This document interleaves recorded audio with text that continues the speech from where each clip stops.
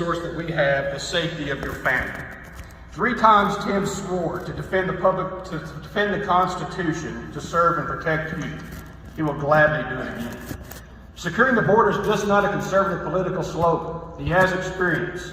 On international tours with the FBI, he was on terrorism detail and helped secure our nation's interest in Iraq, Pakistan, and Indonesia. Secondly, he's a proponent of public education. We have a good public education system, but like anything, it can be stronger, not weakened like some special interest groups want. Tim served on the Canyon School Board for 8 years and was the Region 16 representative of the Texas Association of School Boards. Finally, as a product of the foster system, Tim learned that through hard work, determination, and by the grace of and faith in God, anyone can be successful. He will continue to live by that. For all these reasons and more, I hope you vote for Tim Reed.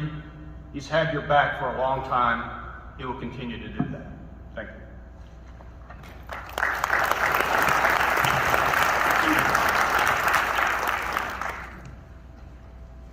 Jesse Quackenbush is also running. He chose to not have a representative here for him tonight. And for Kevin Sparks, we have his wife, Jill Sparks, speaking.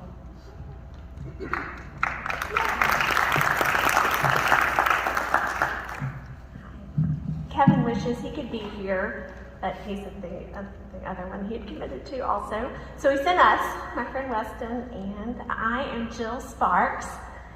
Kevin is my amazing husband of 30 years, and he is running for state senate to help keep Texas, Texas. We built our lives on service to God and to others. He's been a leader and an elder in our church, and he has led our family with the highest of integrity and truly lives above reproach. We have 4 great kids. Our baby's in college, so we have the time and the motivation to serve the awesome people of District 31 in Austin. Kevin was raised in Midland, and I grew up in Monahans. Kevin is a 3rd-generation Eagle Scout, and he honestly lives by those attributes and values. He can still say the thing, I don't know it, but he will not lie. He's painfully honest sometimes. And we rarely even watch an R-rated movie. I mean, he is who he says he is. Kevin works with his dad and his brothers and now our oldest son and one of our nephews in their family business. It's a small oil and gas company. And Kevin started as a pumper and he worked on the pulling unit and now he's the president. Currently, this is really interesting, there's not a single state senator with any oil and gas experience, which is troubling since it easily represents 25% of our state's economy. And those of you in our industry know that it's under attack. But Kevin believes that our conservative principles need to be represented in all of the issues facing our state. The ultimate power lies with you, the voter, not with the government. If we yield those civil liberties, what we have today can be gone tomorrow. With our last president, we saw the benefit of having a businessman in the White House, and the Texas Senate needs a strong business patriot with those skills to lead and strong integrity to address all the challenges. We've been honored to have a long list of endorsements. President Trump, Ted Cruz, Congressman Pfluger, the Gun Owners of America, Texas Right to Life, Oil and Gas Workers Association, Texas Cattle Feeders Association, to name a few. Proverbs 13:22 says, a good man leaves an inheritance to his children's children. And I give you my word that Kevin will represent you well in Austin as he works to leave a healthy Texas for all of our next generations. And we humbly ask for your vote. Thank you.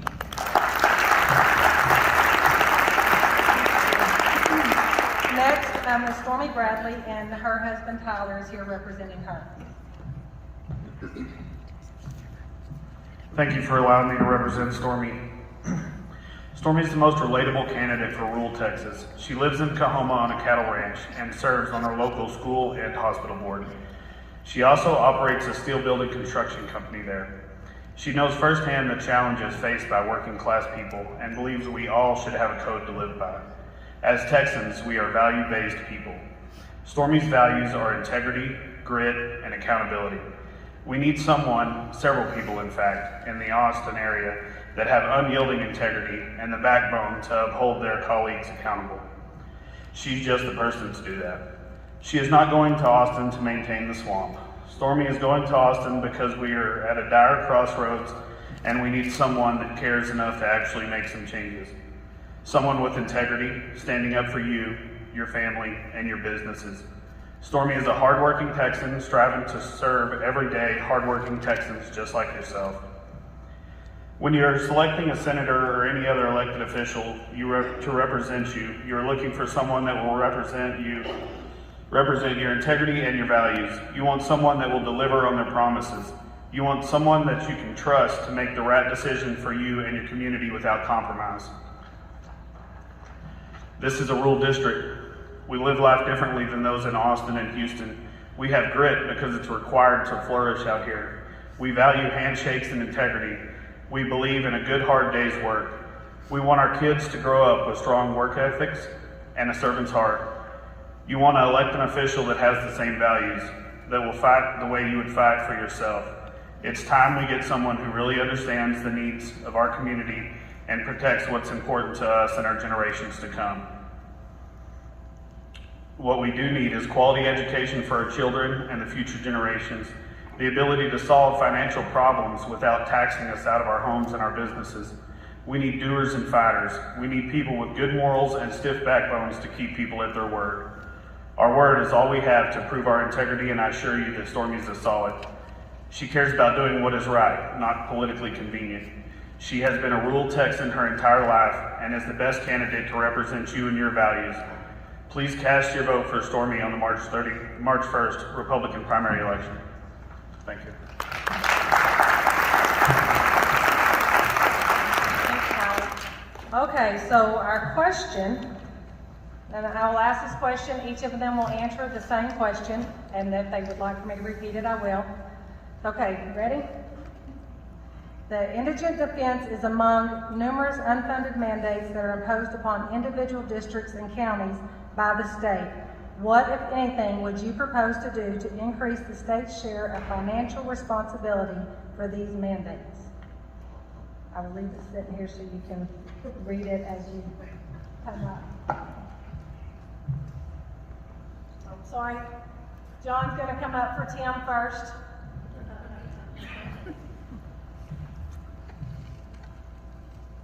If I understand the question correctly, it's about indigent defense. And I think we should follow, and I hesitate, I don't even speak for my wife, so I hesitate to speak for Tim, but I'm going to give it a shot here. Government should be, in many ways, like the form of our Savior, taking care of the least of these. Those who need help, those who need a hand up, not a handout. And indigent defense is among an unfunded mandate where I think the state should share in some of the financial responsibilities of these because we are to care for the least of these. We are to oftentimes, communities are defined by how they take care of the down and out. And I believe that also the state has some responsibility, again, being small government, but yet we do have some of the responsibility to take care of those who need help in the legal system.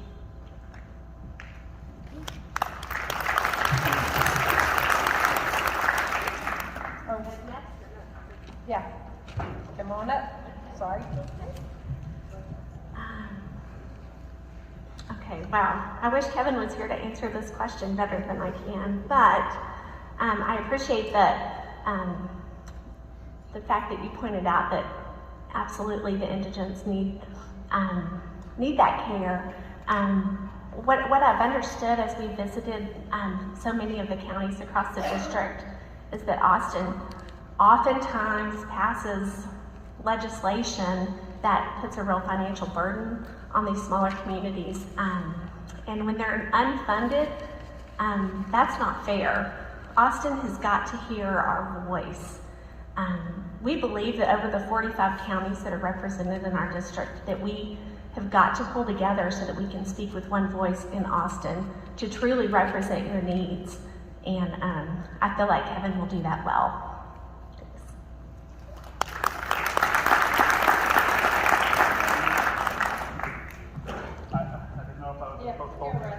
I think we all have a hard time speaking on our better halves, right? Especially mine's my wife, so I'm going to catch it twice from her. But Stormy has a very conservative mindset, deep Republican values, Christian values, and she believes in keeping your local funding local, and believes that Texas does a great job of governing itself without large government overreach. And for that, I would say that she's completely against vaccine mandates, any regulatory overreach mandate that gets enforced over the local people.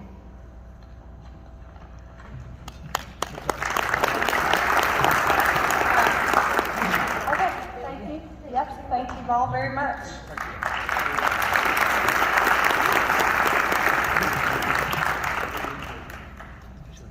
Next is going to be the Texas House of Representatives for District 88. We have Ken King and Ted Hutto.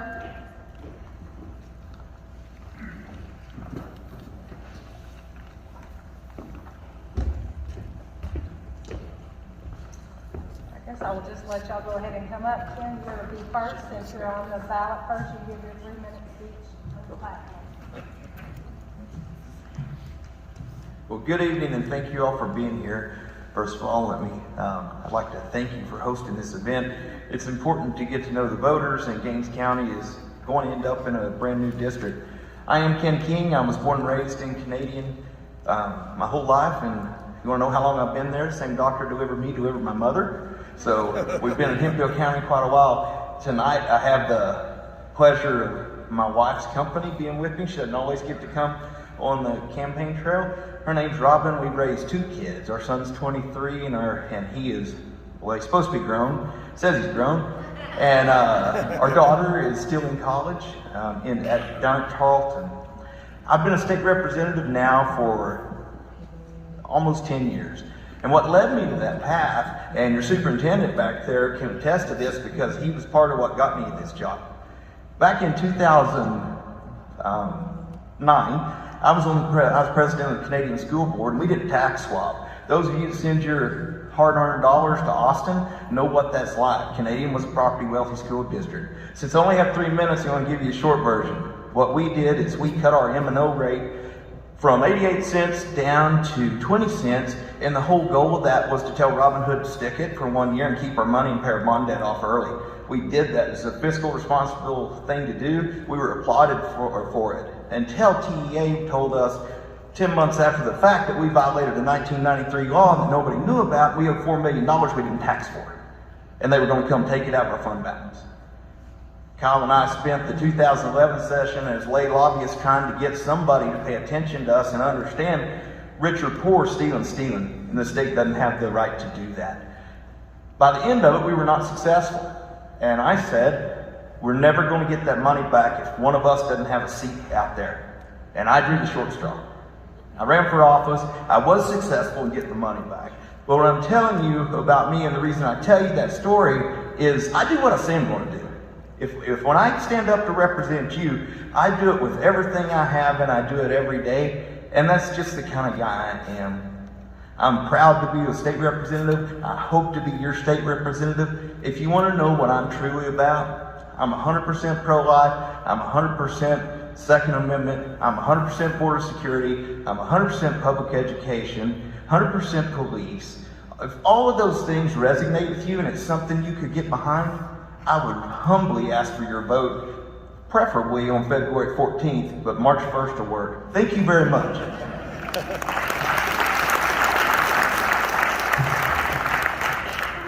have Ted Hutto here representing himself.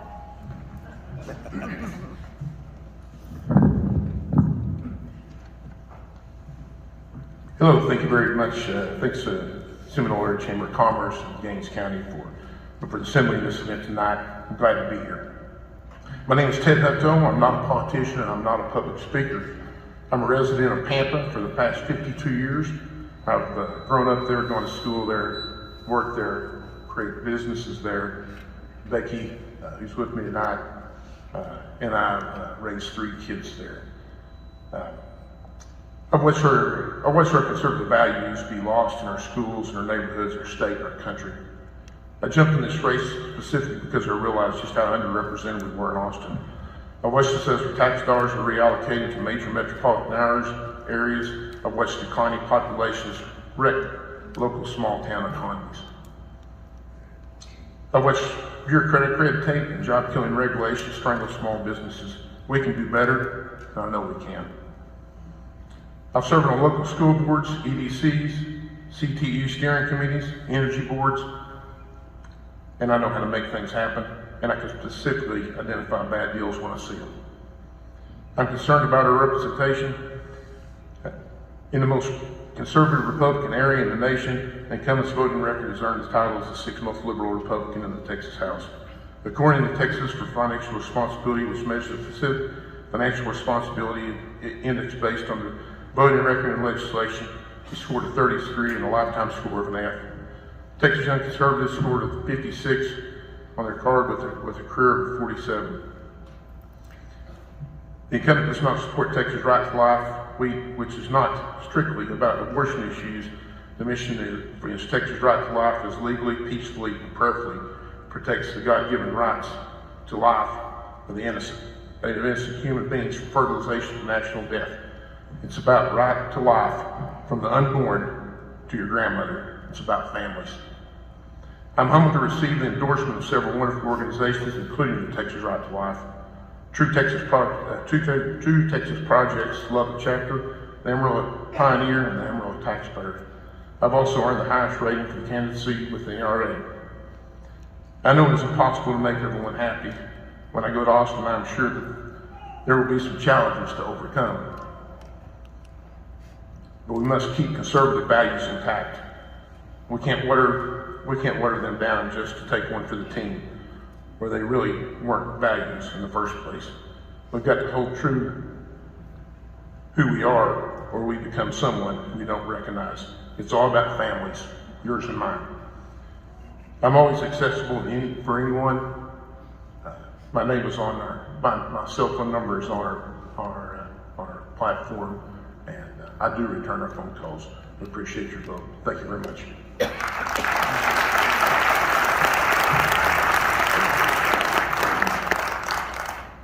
Ready for your question? It has been reported that West Texas receives less than 4% of the state's $700 million Texas Enterprise Fund.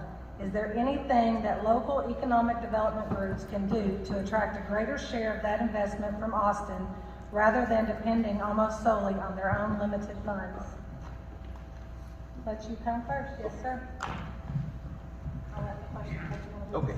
So the Texas Enterprise Fund is controlled by the governor's office, and what that fund does is it brings events to Texas that it's set up for one-time events, like when the national finals came during the COVID shutdown, and for an event to be on that list, you have to pass a bill. You have to pass a bill to put it on. In fact, we passed legislation last time to bring the professional bull riders back to Dallas in 2022.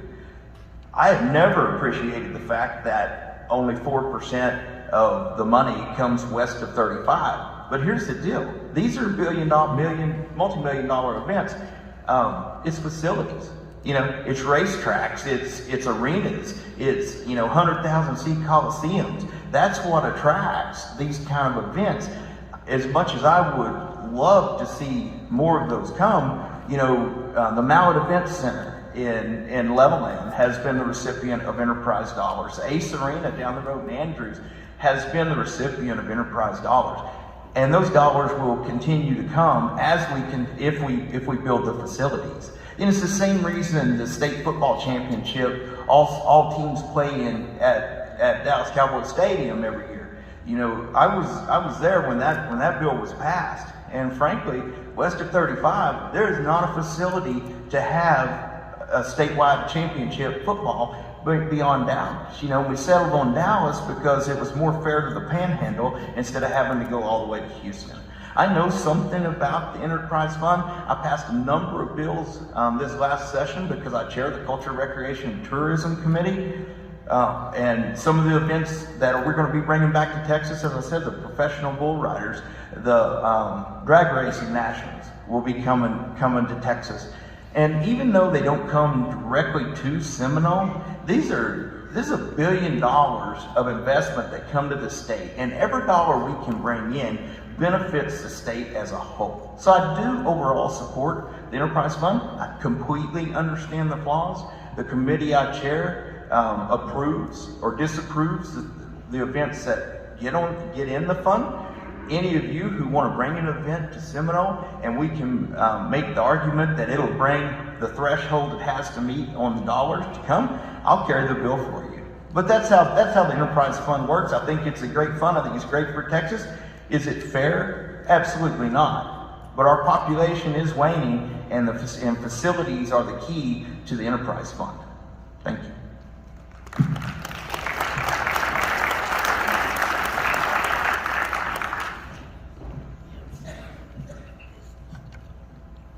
The Texas Enterprise Fund was set up in 2003. It's a fund that started with about $300 million in it. It gets taxpayer money. It's our money that we pay right here. It goes to this fund. In the last 18 years, our governor, lieutenant governor, and speaker of the House are the three deciding factors on where the money goes. It's been allocated throughout. Like I said, almost $700 million. It's been allocated throughout Texas. Until this last year, West Texas, and I mean all West Texas, has received less than 2%. This year, they ponied up a little bit. Abilene, Lubbock, and Amarillo received some funds for about $8 million. Bringing in some cheese factories and some dairy processing, which is great. So we think it's jumped up to 4%.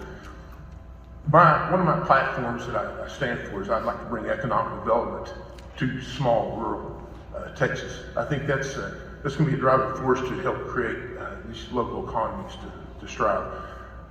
We reached out on a previous project with PAMP EDC and met a brick wall with the TEF. Their guidelines need to be loosened up, so we have a fair shot at it. I think it's a good fund. It is a tax. We can all argue with that, but I wasn't the one that set it up. It was set up a long time ago, so it is in play. But I do think we need to get our fair share of this deal. And every little town that we've been into, just a little opportunity with this economic relief would be huge. Some of the main projects they've done is GRI, which is a Italian company out of Amarillo. They did the Dalmart Cheese Factory. They did a couple of little opportunities with Midland and Wichita Falls, very, very, very minuscule projects for what's being distributed. Majority of that goes to your Teslas, your Siemens. It goes to Austin. It goes to Dallas. Like I said, I think it's great we're bringing these businesses to Texas. That's good, but we need to get our fair share. And this is where I think that we're lacking in Austin. We don't have any problem with accepting our oil, our energy, our electricity, our crops. They take everything. We need something back, and we need something back in our communities. And my push for these small rural communities is huge. And this is on the top of my priority. We have 13 of our 19 counties in this district with declining populations. This is something we need to address. Like I said, people, this is all about families, yours and mine. Thank you very much.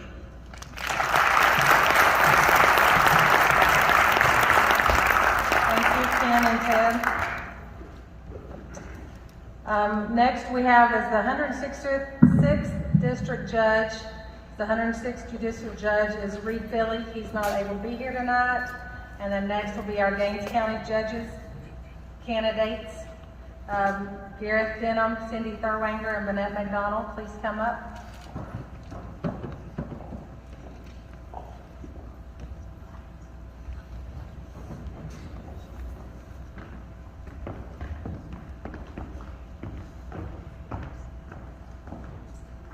Gareth, since you're first on the ballot, you can come up and give a 3-minute speech on your platform. Good evening, everybody, and I'm just so excited to be here. Sorry, I heard somebody in the back. I'm not Troy Aikman. No, my name is Gareth Denham, Republican county candidate for county judge. Almost everybody in this room probably knows almost everybody else in this room but me. So I'll tell you a little bit about me. About 5 years ago, I was in Maryland, living there, coincidentally, just a few miles from where Tom Keyes used to live in Maryland. And I got a call from my best college friend who was working for Birdsong. And she asked me to come out here and give him a hand out here with the harvest. So I came out, and for the next 4 years, I've been coming out every year, helping out with the harvest, because I found out what everyone else out here knows, that this is the best place to be. I've been about a dozen countries, all 50 states, and after coming out here, I decided this is where I wanted to make my home. Bought a little hotel up there in Seagraves, made Gaines County my home. I've since graduated from law school and opened several other businesses in Seagraves, and found in my heart what you guys all know. Gaines County is a wonderful place to live and raise a family. But I'm running for the office of county judge because I want to help Gaines County be even better. A place where people are not only treated fairly by the county government, but where they believe their concerns, their problems, their suggestions are taken seriously. And I'm running because I believe in the potential of the residents and businesses of Gaines County. I've talked to farmers and ranchers, senior citizens and kids, lifelong residents, and people like me that are new to the area. And there's two things everybody says. They're happy living here, but there's a few things that could be done better. 2018, Tom Keyes said that maintaining the status quo is unacceptable. There's so much growth going on in this area. There's so many things going on, and we have to look towards the future. And as Tom said, maintaining the status quo is just unacceptable. Some of the things I want to tackle. Wow, I like already. Some of the things I want to tackle here. We need to address everyone in the community, everyone in the town, including those uptown at Seagraves and the Loop. We need to work with the recreation and get all the recreation so there's activities for everyone. Sean out there, you do an amazing job with the golf course. But as you pull into the golf course, the first thing you see in the county park is a sign that says there's no restrooms. It should be a little easy thing to fix. It's just one of those things where we're doing so much right, we could just get a little bit better there. And I want to address the culture of everybody in the county and make sure everyone knows they're appreciated. My name is Gareth Denham. I'm running for county judge. Appreciate your time, appreciate you coming out, and I'm asking you to vote for me. Thank you.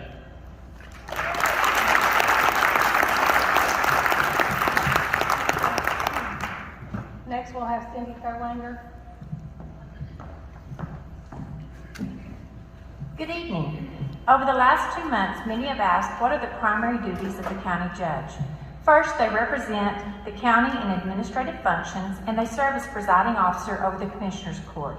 Secondly, they work with commissioners that develop the development of the budget. Lastly, they have judicial duties such as presiding over misdemeanor cases. So then I ask, what do you think would make me an effective county judge? With a degree from LCU in organizational leadership, I know the importance of building relationships. A good relationship with the community as well as the commissioners will make day-to-day functions run smoothly. With a wide range of leadership and communication skills, the county judge should be willing to be in the public and someone that is available and open to the citizens. Meetings should be open and welcoming to the public. As a current administrator, I have the necessary communication skills and efficiently organize and conduct meetings on a regular basis. As for the budget officer, I am currently responsible for overseeing the budget for the food service department. This requires continued monitoring and decision-making skills. Working together as a team, the commissioners and county judge develop the annual budget. The county budget must be run like a business. Everything must be justified and then funded appropriately. Each year, the budget needs to account for fiscal stability while planning for future development without debt. As a top priority, we must take care of our county personnel with competitive salaries and benefits. With a conservative mind, my desire for the budget is to evaluate the resources, then direct them to the areas that are the best benefit to all of our citizens and facilities. With judicial responsibilities, I believe in assisting the public in a time of need with compassion, empathy, and respect. With a heart for education, I hope to instill valuable lessons and to be a source of hope for our youth. By reviewing cases closely and looking for good alternatives to assist youth during troubling times, I would like to have the ability to be a source of security that might make a difference in their lives. Lastly, a county judge must be a servant leader, having compassion, being fair, and leading with integrity. I vow to focus on my core values of serving God and family with all decisions that are made. I don't believe in mandates from government officials, and I strongly respect personal choices in our community. If elected, it is important to watch and learn the current process prior to initiating changes. A good leader needs to take time to gain insight about the operation, people, and the culture. At this time, I respectfully ask for your vote. As a lifelong resident of the county, I recall the important role that the community played in shaping who I am today. With a passion for public service, I am committed to working hard every day to bring prosperity and growth to Gaines County. I want to ensure that we look at all the government operations with unbiased eye and with time implement strategies and policies to ensure efficiency and innovation, and then finally to do what is right for the residents of the county.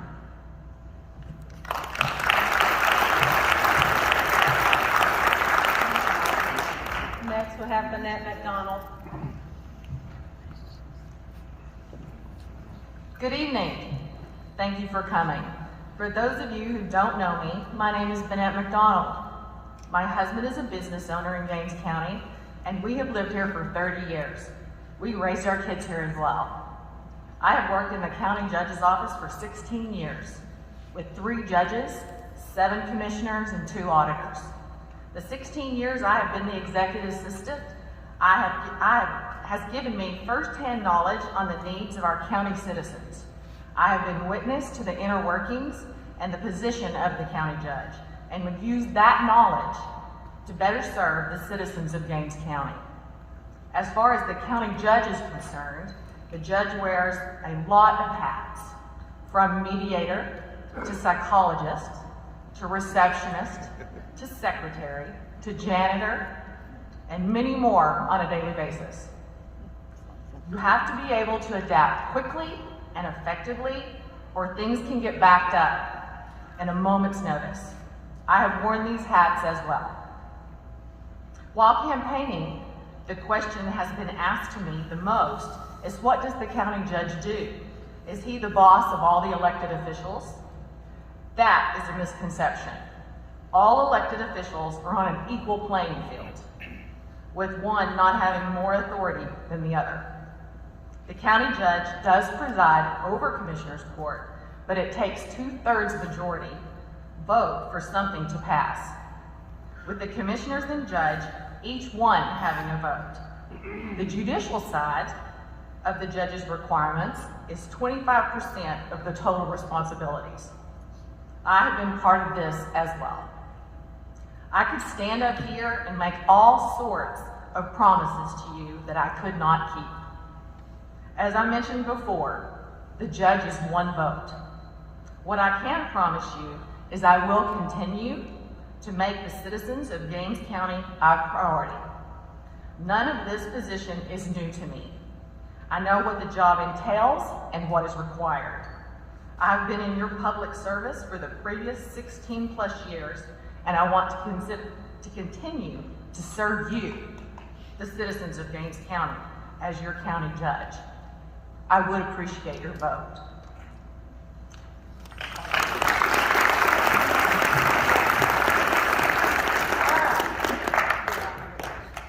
I have one question. question for each of you. We'll go in the same order. Oil prices drive property tax values, which impact our effective tax rate. What are some ideas you have to maintain both discretionary and non-discretionary budget items, or what funding are you willing to reduce or cut to meet the budget?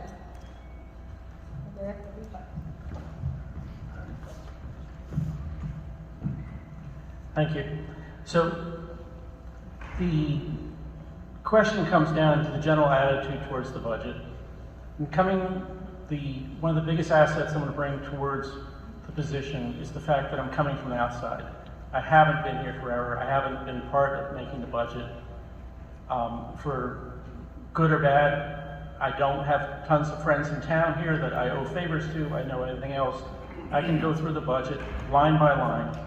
And my plan with the budget, every item on the budget to go through and ask, how is this amount determined? How does this specific amount on that budget determined?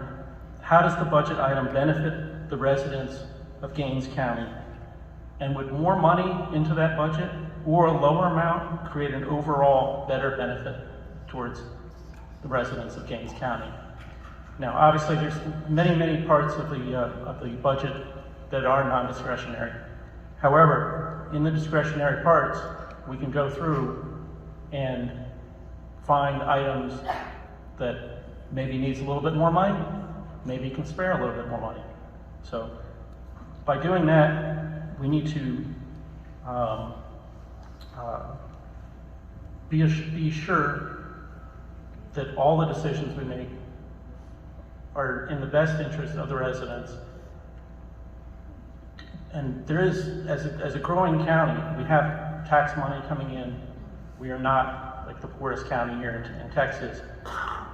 We just need to make sure it's spent appropriately, spent fairly, raised fairly, so one portion of the county or one portion of the residents or businesses or industries are not taxed in a way that is unfair to others. And as we wrap up here, I just want to take a second to thank you folks for inviting me here, and thank my candidates here, Bennett and Cindy. It's been a fun time meeting everyone. I've enjoyed it. I'm looking forward to the next couple of weeks meeting everyone, and looking forward to it. And thank you very much, and I do appreciate your vote. Thank you.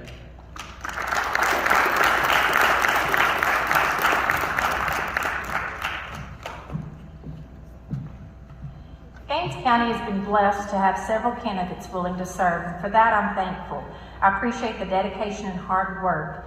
I also thank those that are running for the Texas Senate and representative positions. I admire the determination and drive to promote the great Texan community.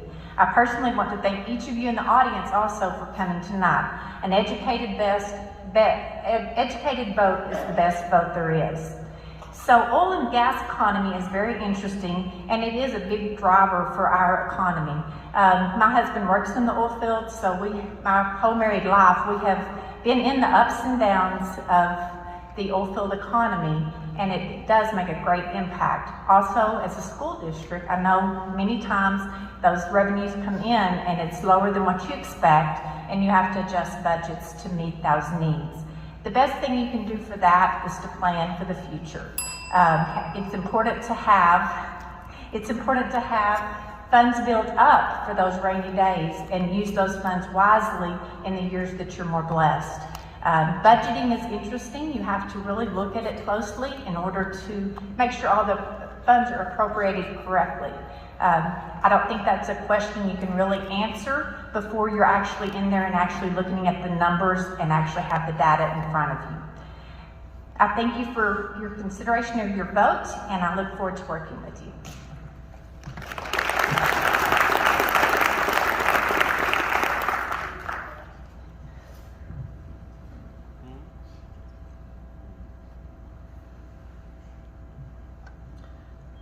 Okay, let's see about this. Oil valuations are a huge deal to us. We all know that. That's what keeps us going, unfortunately. We have discretionary and non-discretionary spending. Discretionary is huge. We have to do it. There's no way around it. The non-discretionary things, we don't really want to cut those either. There are things here that we have for our citizens that we want to keep. We live in a small community and we have a handful of perks, and I'm really not willing to get rid of those perks. If there is any way possible in order for us to keep those. I mean, our senior citizens, how could we take money from them? Our libraries, our museums, the golf course, how could we take that any sort of money from them? That's what we have to do here. We need to just keep on with the plan. There are so many people in place that do their job really well. They look at this budget daily. They know what's going on. They're very careful with it. There is no such thing as frivolous spending within the county. I've been there 16 years and I've watched it. Everybody is very careful with their citizens' money. There's no way that we are spendthrifts with tax dollars. It's a huge deal to every department. Every department is very responsible. We just have to keep making it work. That's the only way we can do it here. Thank you.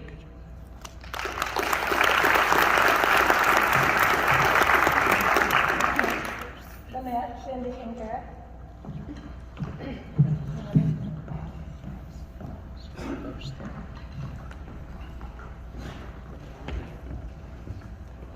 Next we have the 106th District Clerk, Susan Murphy.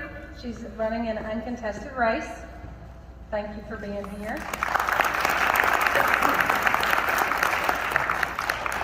We have the Gaines County Clerk, Terry Berry. She's uncontested as well. And our Gaines County Treasurer, Michael Lord. He's uncontested. Thank you all for being here. Next, we're going to do the Gaines County Commissioners, Precinct 2. We'll have Ben Royston, Arsenio Ramirez III, and Josh Elder. Please come up.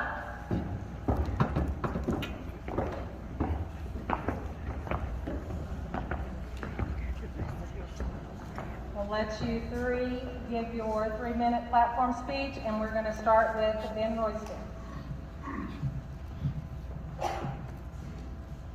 Thank y'all for coming out tonight. I'd like to take just a second and thank Shelby and the Chamber of Commerce.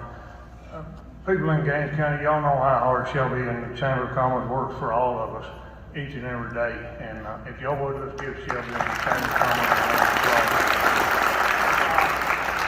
I was trying to eat up some of my 3 minutes. My name's Ben Royston, and I'm married to Audrey Royston of 35 years. We live right in the heart of Precinct 2, out here 9 miles west and 4 miles north.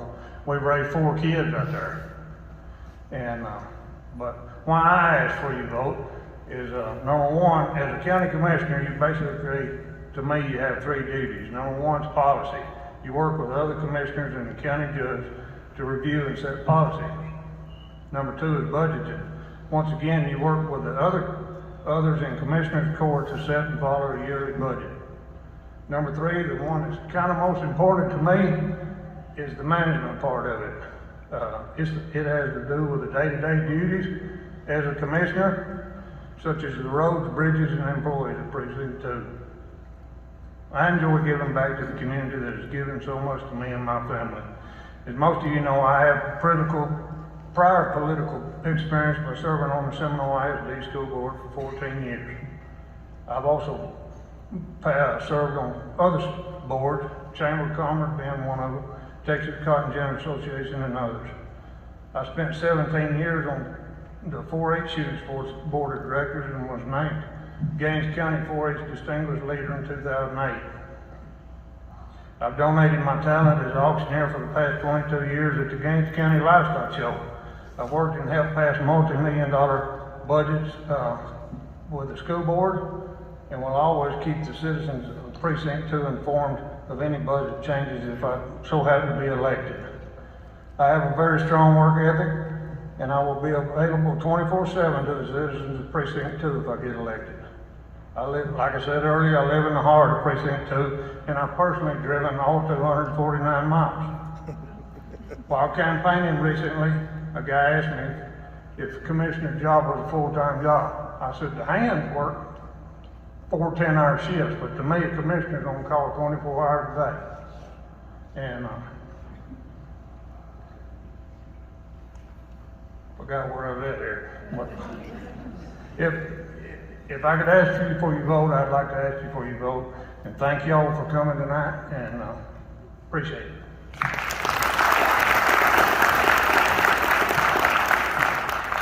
Next, we're gonna have Arsenio Ramirez III. Good evening, everyone, and thank y'all for being here. I'd like to tell y'all a little bit about myself. I've grown up actually in Precinct 2, and I guess been in the dirt industry and the pipeline construction industry since I got out of college about 10 years ago. And I think with that, I could bring a lot and be able to help Precinct 2 along. And as far as taxpayers' money goes, I'd like to ensure that they got the best for their buck. And thank you.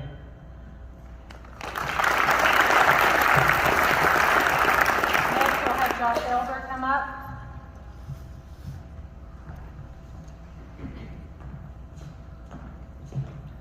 First off, I'd like to thank Shelby and the Commerce for putting this on. I'd like to thank all you folks for coming out here and listening. Everybody tuning in online, I appreciate you listening. My name is Josh Elder, and I'm running for County Commissioner Precinct 2. I was raised right here in Gaines County by 2 of the best parents in the world, Mike and Terry Elder. I have a wife, Mary Elder. She's an occupational therapist. We have 3 wonderful children. Lauren is 19. She's attending Texas Tech University. Son Reagan Elder, he's 14. He's a freshman at the high school. And we've got a little guy named Jax. I think everybody in town pretty much knows him. He seems to be like a town grandkid for some reason. A little bit about myself.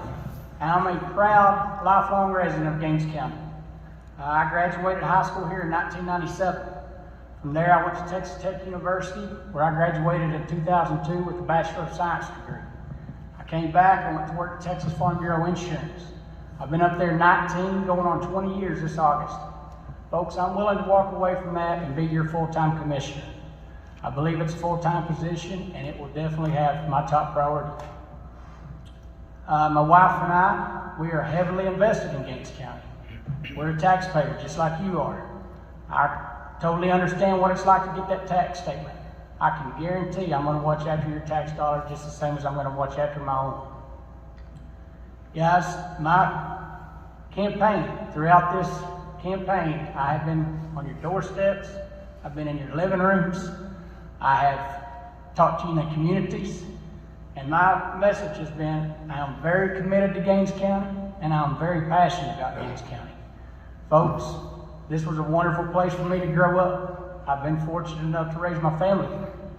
Folks, I will be dedicated to taking care of your roadways, taking care of the facilities we have. Folks, I have deep roots here in Gaines County. As I mentioned, my parents are here. My brother and his family live here. I'm not going nowhere. I've told you, I have been here, I will be here. Folks, I'm not going nowhere.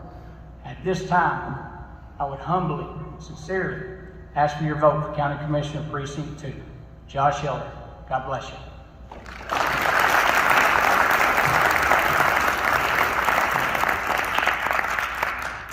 Questions, I have a turn to come up and answer.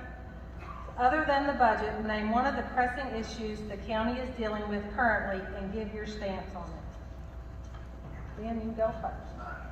Will you read it one more time? I'm going to leave it right there for you, but I can certainly read it to you if you'd like.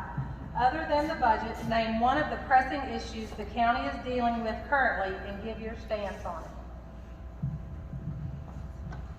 Well, we have a lot of pressing issues in Gaines County. You know, we have one of the best things that we have here that's a pressing issue in my mind is our robust German community coming in. And you go into any other county, and a lot of the other counties, Lamb County and different counties around there, they just seem to be dying.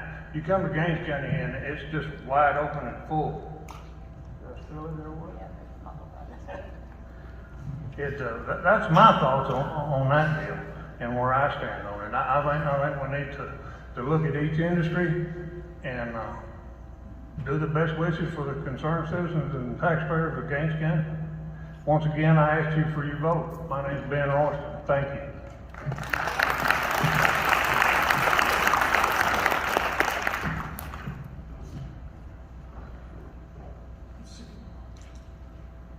Well, Ben's right. A lot of people are moving in, and to try to compensate for everything, we're gonna have to reach a little farther and be able to build more roadways a little quicker, start helping to put in a little more infrastructure for everyone.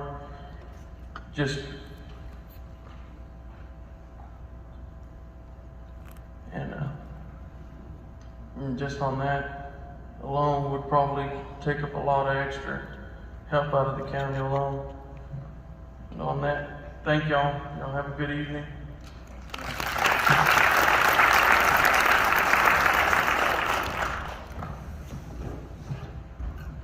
Guys, I truly believe this is the best place in the world to live, right here in Seminole, Texas. I'm not going to sit up here and tell you that I have all the answers of what we need to do better or what has to be done, but I will tell you my commitment to Gaines County, and I will tell you that I'm willing to work with all the elected officials and listen and find out. Give yourself some time to get in here and listen to the people that's done this and visit with the people. And I can guarantee you my main concern all the time will be the citizens of Gaines County. Once again, I appreciate all your time. Have a good evening.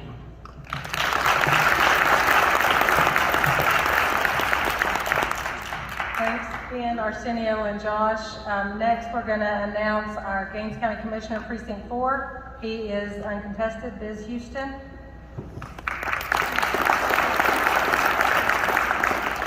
We have Gaines County Justice of the Peace Precinct 1, Packy Kissick and Mary Trevino.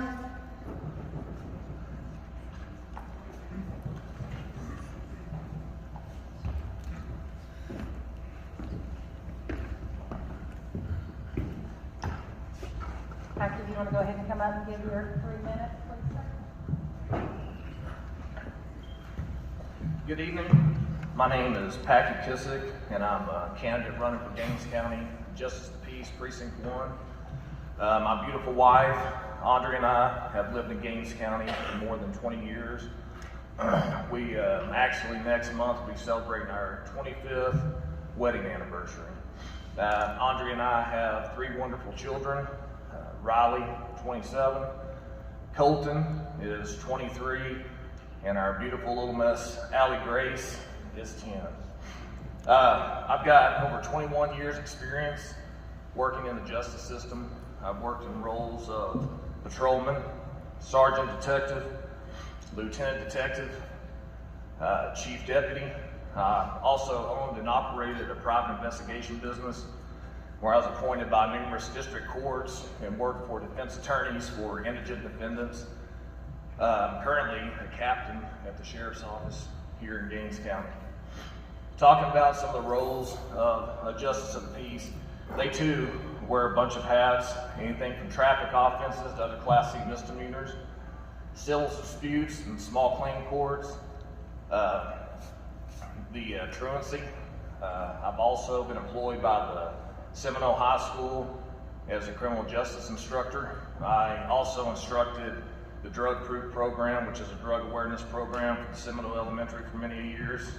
I also implemented a drug awareness program called DrugWise for the Seminole Mennonite School, Loop ISD, and Seagraves ISD.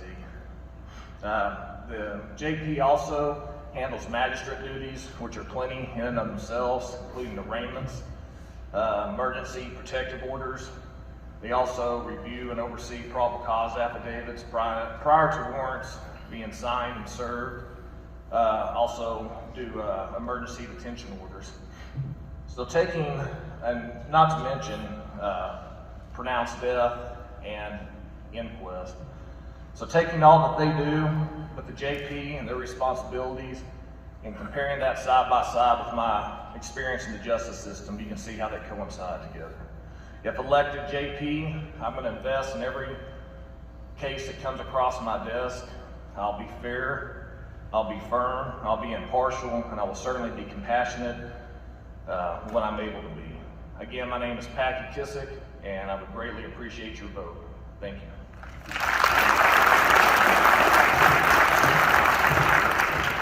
Next, we'll have Mary Trevino. Good afternoon, everybody. Bienvenidos a la comunidad de Seminole. Sí, soy una persona que habla en español y es un orgullo para mí poder hablar ese lenguaje. Yes, I am a bilingual person, and that is something very big to me. As I introduce myself, I want to introduce myself with 2 Timothy 1:7, and it says,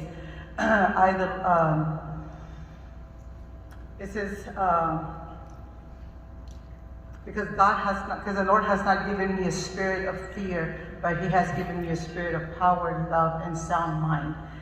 Segunda de Timoteo 1:7 dice, el Señor no me ha dado un espíritu de temor, sino que de poder, de amor y de dominio propio.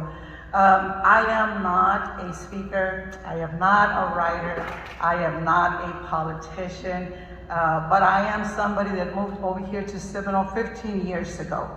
And to me, it is an amazing place to be at. Hace 15 años nos movimos para aquí, para este condado, y para nosotros fue un honor movernos aquí. I've learned that in the 15 years that I have been within the court systems, I've worked in the municipal court, I've worked in the adult probation department, I have also worked in the library, which was something totally different. I did work in the library for 1 year, and then eight plus years as a county court coordinator. And one of the things that I've noticed the most, that every time when somebody came in, the idea of being a bilingual person is very important. La idea de ser una persona bilingüe en esta comunidad es bien importante. Somebody earlier said, we are a growing community. Yes, we are, because 15 years ago, when I came and stopped at a stoplight, it was just me and 2 more. If today I stop at a stoplight, it's like there's 20 or 30 people in front of me.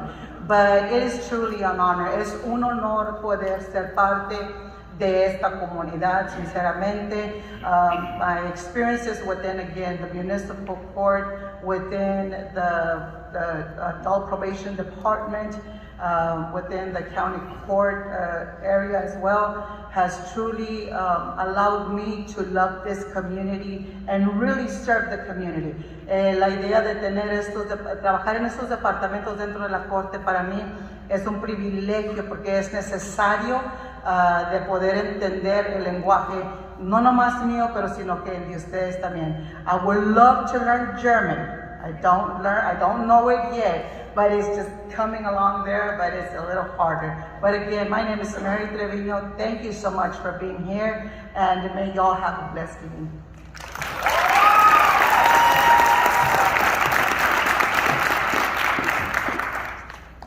Based on your professional background, what experience and skills do you bring to the table? As I've mentioned before, my 21 years in the justice system, most of that time in the justice system, which a big part of the JP's office is the front line. When they do go out and pronounce deaths, when they do work inquests, when they do possibly have to order autopsies. I work closely in law enforcement. I am law enforcement. Throughout the years of my experience in the justice system, I've worked capital murders all the way down to simple civil disputes and everything in between. You know, another big part of the JP's office is working with juveniles. I know I mentioned that I was a criminal justice instructor for the high school, developed the drug program, and also instructed the other drug program. But I've also volunteered in youth sports for many years. I've been involved in this community. I invest in people. I think you can talk to almost anyone that I've had to deal with over my 20 years in law enforcement, and most will tell you that I treat them with respect and dignity.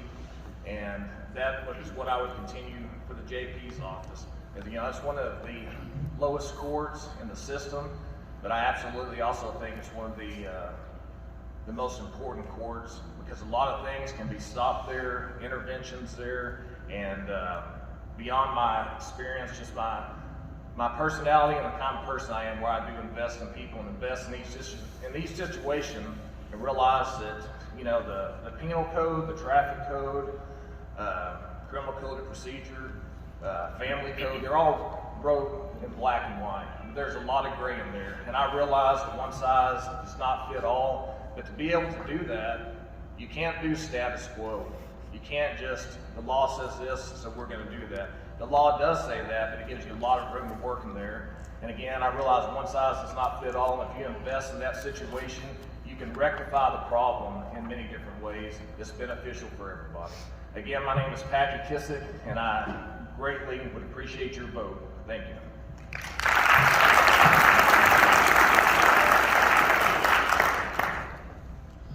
In the 15 years that I have been here, en los 15 años que yo he estado aquí, the idea of being able to understand the community, entender la comunidad dentro de este condado es bien importante.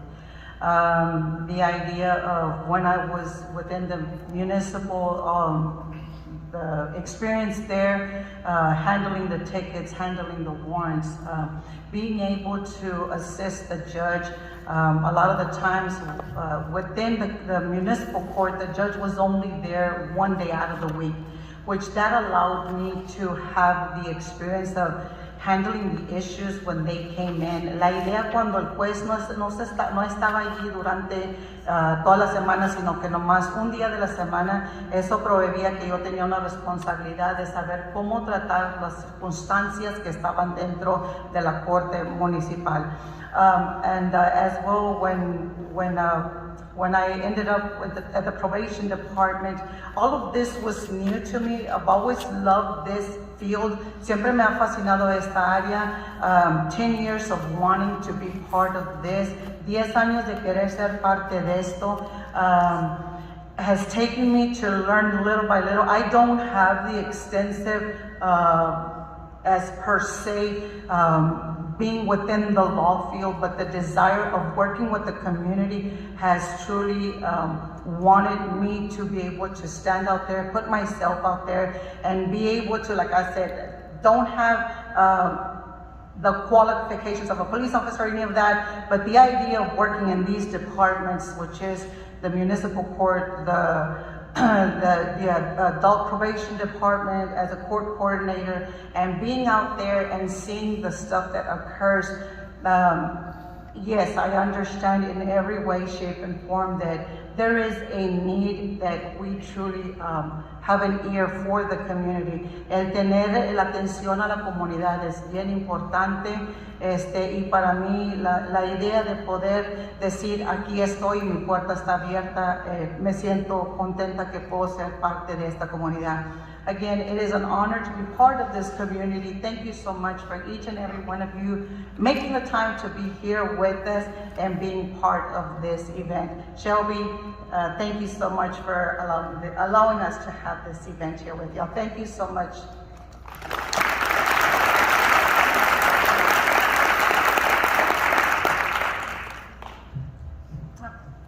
Thank you both very much. Chris, did you get my text? Next, we're going to announce Gaines County Justice of the Peace Precinct 2, Calvin Sellers. I'm not sure if he is here tonight. And then we're going to do the Gaines County Republican Chairman. We have 3 listed that are on the ballot. Ryan Richards, Tom Keys, and Romeo Guerrero. Tom Keys has asked us to make sure and tell everybody that he is ineligible and that not to waste your vote on him. So, not sure if Romeo made it or not. Yes, Brian, you're the only one we have. Does that mean I speak first? You get to speak first, second, and last.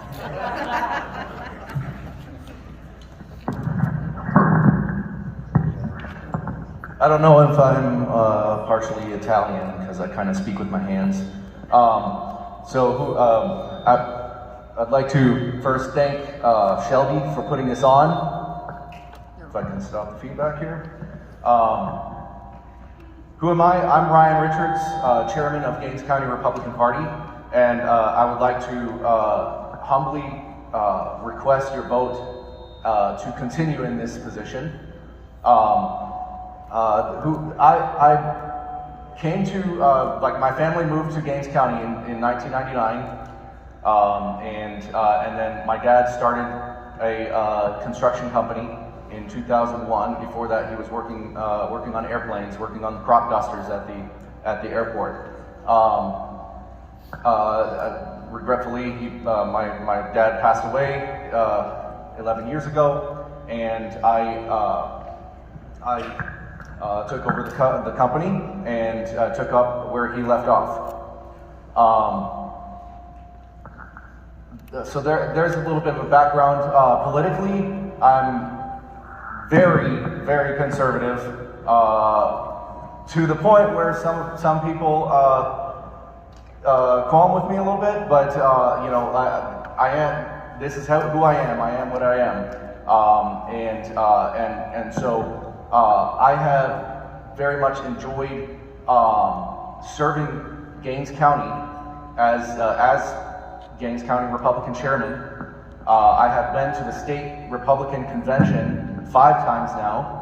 I have put together a lot of connections there, and we've been able to pass things from Gaines County into the state Republican platform. I don't think that's ever been done from Gaines County before. I was actually elected at the state level to represent the great Donald Trump from Texas to the Republican National Convention in 2016. I guess there's the yellow light, which means pedal to the metal. Again, the name is Ryan Richards. I respectfully ask for your vote for Gaines County Republican Chairman. Thank you.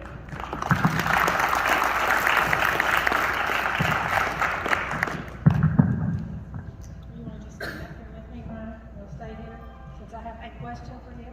Okay. Gaines County is an overwhelmingly Republican county, but with little involvement by Republican rank-and-file voters. How could this position be used to increase participation and promote a grassroots effort to inspire and organize people to get involved in our local, state, and national issues?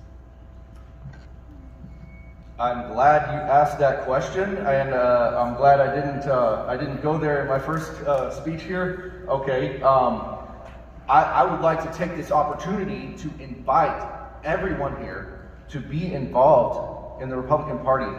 A lot of people don't realize how deep it goes. It's not just yeah, I understand a lot of people are busy. We're here in Gaines County. We're literally a county of entrepreneurs, and I'm super proud of that. We need more involvement in the party.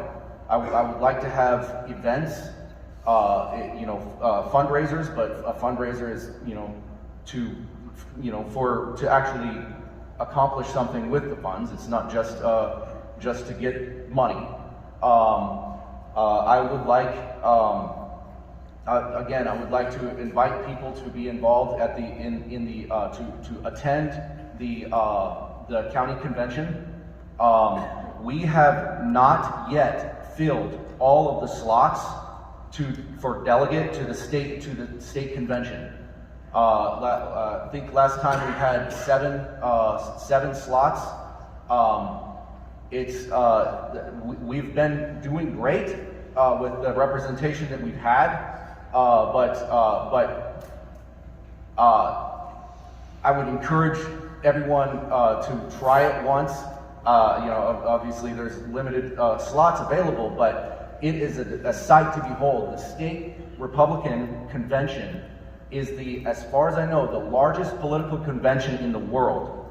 there are 7,000-8,000 delegates from all over Texas, and in a huge auditorium, and we're using Robert's Rules of Order, and everyone actually has a voice.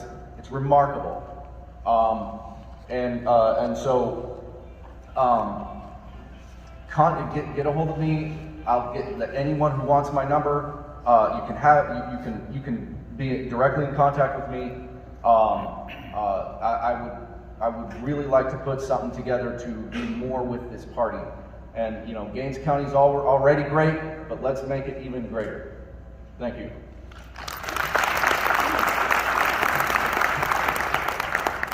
All right, folks, that concludes tonight. We'd like to thank Christina Garza for getting this set up, Seminole Independent School District for letting us use the auditorium tonight. Some of the candidates are still here. They're going to do a meet and greet in the back. Feel free to visit with them and ask them any questions. And we appreciate you all coming tonight.